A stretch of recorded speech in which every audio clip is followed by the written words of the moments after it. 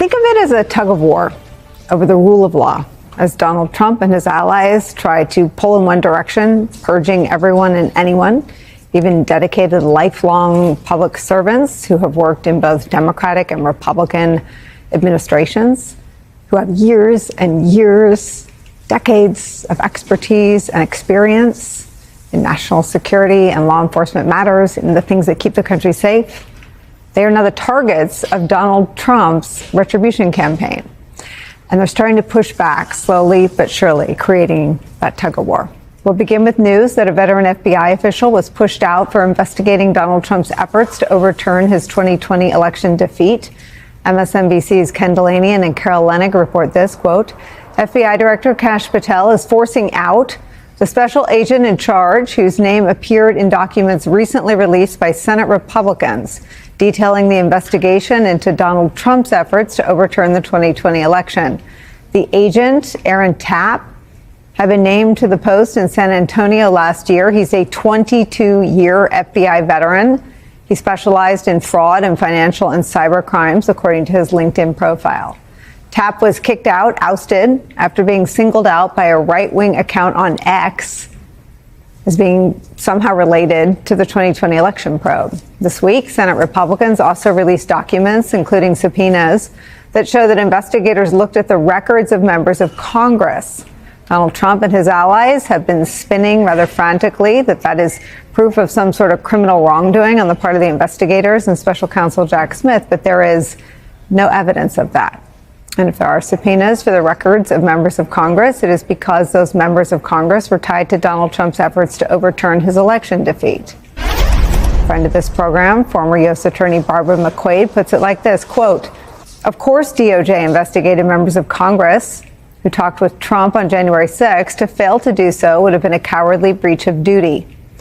If Trump and his allies are slowly purging any internal resistance to their retribution agenda, the external resistance to their plans to turn DOJ into a tool to prosecute their enemies and not much else is ramping up as well, particularly from those high on Donald Trump's enemies list. After challenging the appointment of the U.S. attorney who brought charges against her over the objections of the previous U.S. attorney and the prosecutors in her office, New York Attorney General Tish James is now pushing back against the U.S. attorney who's investigating her for bringing that blockbuster civil fraud case against the Trump org. New York Times reports this, quote, New York's Attorney General Letitia James is seeking to block a Justice Department investigation into her office's civil fraud case against President Trump by challenging the legitimacy of the U.S. attorney in Albany. The effort to block subpoenas issued by U.S. Attorney John Sarcone's office is sealed. The subpoenas are part of a criminal civil rights investigation into two of Ms. James' most high-profile inquiries. The civil fraud case against Mr. Trump, in which she sued him, accusing him of exaggerating his net worth to defraud lenders, and the office's long-running case against the National Rifle Association. New York Times previously reported that Mr. Sarcone's investigation is focused on determining whether Tish James' office violated Mr. Trump's rights or the rights of others, an unusual use of civil rights law. Donald Trump's war on the rule of law, defined now by a steady streak of purges of public servants and a push to remove any trace of efforts to hold him accountable, is where we start again today. MSNBC senior investigative reporter Carol Leonnig is here. New York Times investigative reporter, MSNBC contributor Mike Schmidt is back with us.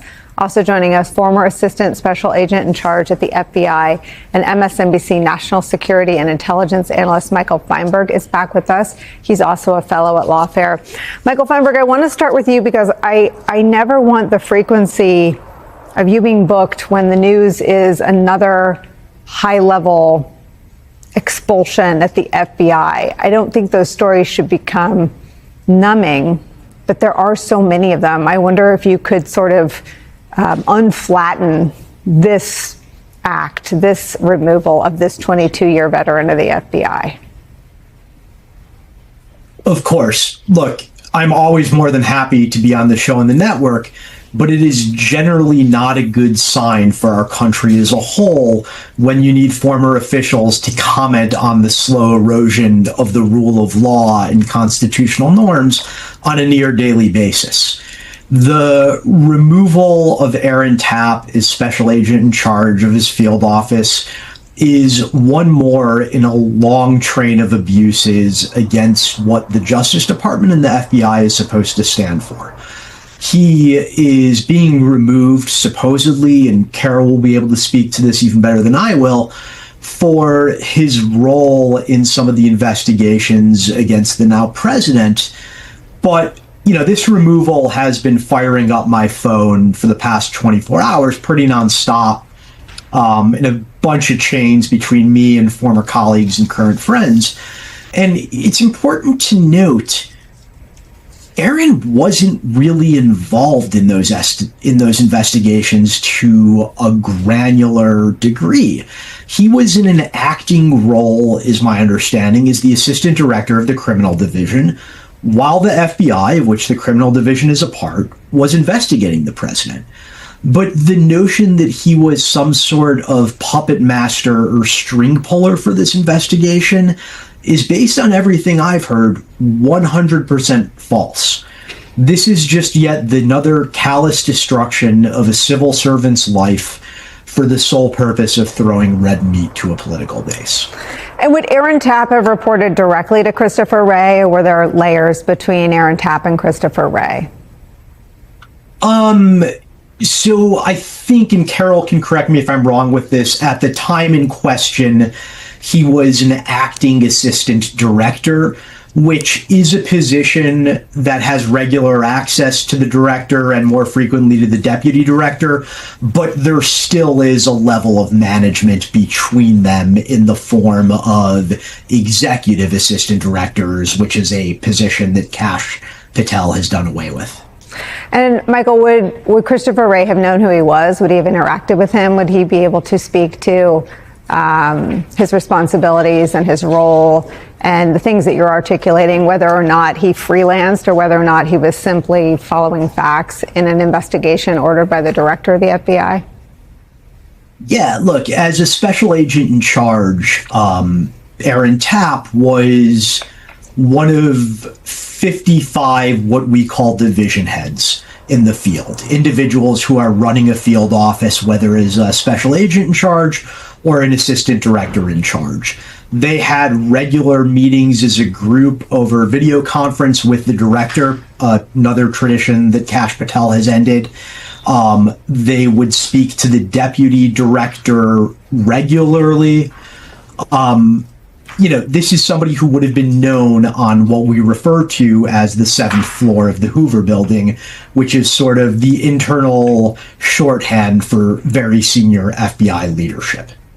So Christopher Wray, who counts among his personal clients, Chris Christie and other Republicans who may or may not still be in good standing in MAGA world, would be able to defend this 22-year veteran's conduct as simply being that which was directed by him, the then director of the FBI. I'm just trying to put my finger on what's missing in the near daily appearances, as you just pointed out, on this show, on this network. And what's missing is that we cover the purge that Kash Patel seems to be carrying out, and he even nods to the lawlessness of some of these firings.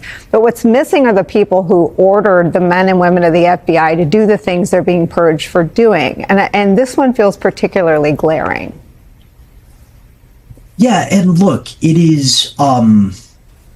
there's a lot of people who fit in that category. I mean, I think I voiced my opinions yesterday on former Director Wray's silence, but let's not forget that the original special counsel under Robert Mueller was set up by William Barr, Rod Rosenstein, Jeff Sessions.